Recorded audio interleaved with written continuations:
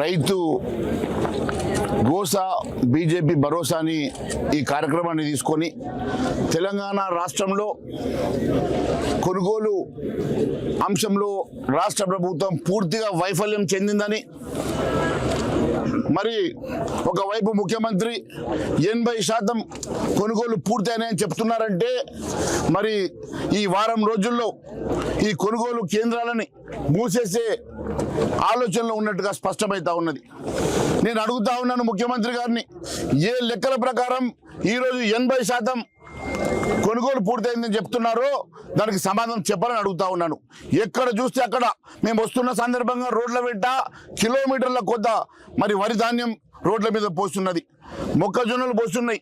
ఇక్కడ కూడా ఈ యార్డ్లో ఎక్కడ చూస్తే అక్కడ మరి మొక్కజొన్నలు కానీ వరి కానీ కుప్పలు కుప్పలుగా ఇక్కడ పడున్నది.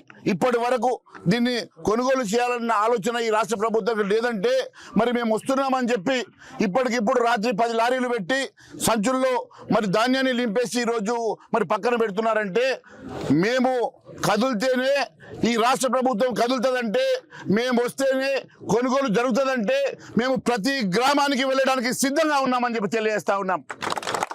ఖచ్చితంగా ఈ రాష్ట్రంలో ప్రతి గ్రామంలో ప్రతి చివరి గింజ వరకు ఈ రాష్ట్ర ప్రభుత్వం కొనుగోలు చేసే వరకు ఖచ్చితంగా భారతీయ జనతా పార్టీ రైతుల పక్షాన నిలబడుతుంది, రైతులకు అండగా నిలబడుతుంది, రైతులను ఆదుకుంటామని చెప్పి తెలియజేస్తా ఉన్నాం. రాష్ట్ర ప్రభుత్వం మెడలు వంచైనా ఈ రాష్ట్ర ప్రభుత్వం ఇచ్చిన హామీలు నెరవేర్చే వరకు భారతీయ జనతా పార్టీ రైతుల పక్షాన నిలబడి పోరాటం చేస్తుందని తెలియజేస్తా ఉన్నాను.